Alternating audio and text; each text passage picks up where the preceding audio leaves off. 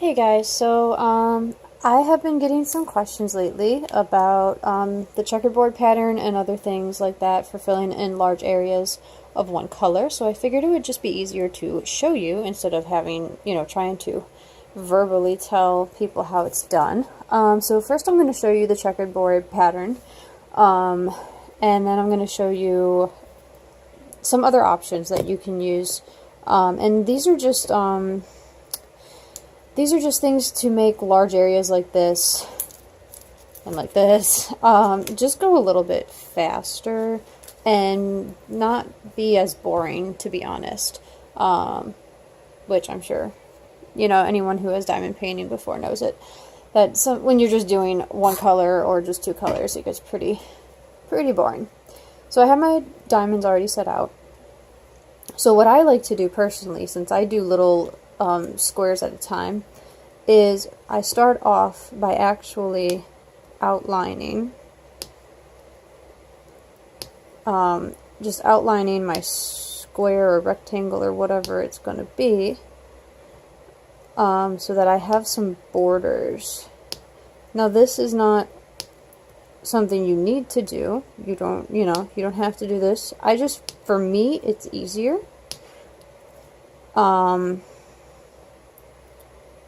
Yeah, it's easier. So, now I'm using, as you guys can tell, I'm using the pick-me-up pen. I like the pick-me-up pen better than the pens that come with the kit. Because whenever I try to use the one in the kit, and that one went on, oof, come here. That one did not go on straight. I hate the wax. The wax never stays in the pen for me. It always comes out, and I've never had that problem with the pick-me-up pen. Okay, there we go. So, and I know these aren't straight, but that's fine because this isn't my bottom layer. Like, if it was down here, I'd be a lot more... Oh, you can't see that. If it was at the bottom of this pattern, the edge, I would be a little more careful, but more diamonds are going to go here, and it'll all straighten out later. There we go. So, that's what I do. Like I said, optional, you don't have to do that. Now, I'll show you the checkerboard pattern. The checkerboard pattern is where you start, and you go through, you would do this for the whole section. You skip one. So let's go over here. Skip, skip, skip. This one's going to just go right there next to it. Then your next row would go right here. And you would just skip, skip, skip as best as you can.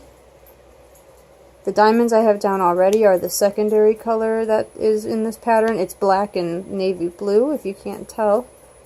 So I do the navy blue since there's very few of those, and then I go back with the black to fill in.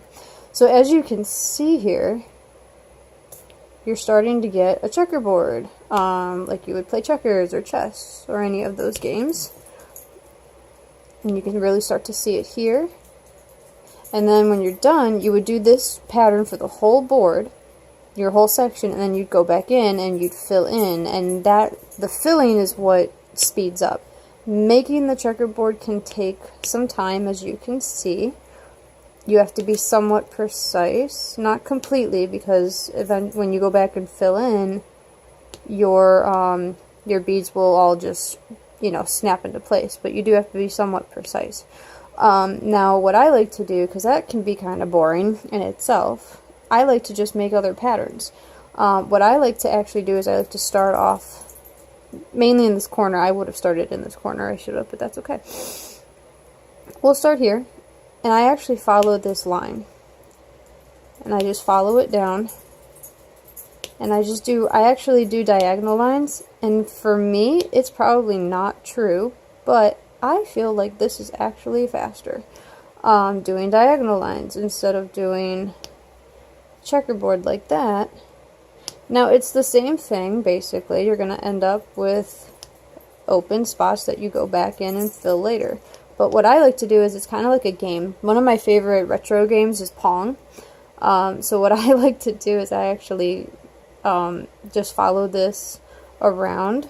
So we hit this wall and we'll go up. We'll hit this wall and it'll bank off that wall. And we'll go up here. And this is just for me. If you want to try it, go for it. But for me, this is actually kind of fun to just follow it around.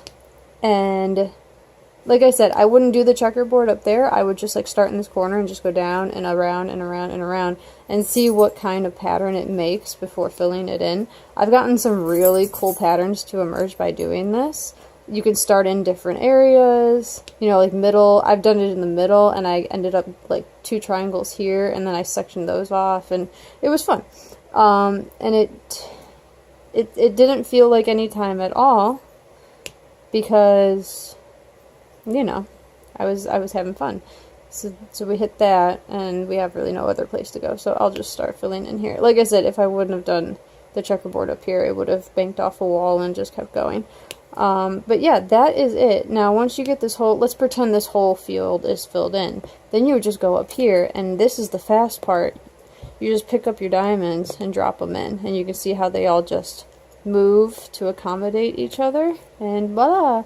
That's how you fill in a large section. So that's the checkerboard method. I know people have been saying that on the Facebook groups I've been a part of, and people have been confused.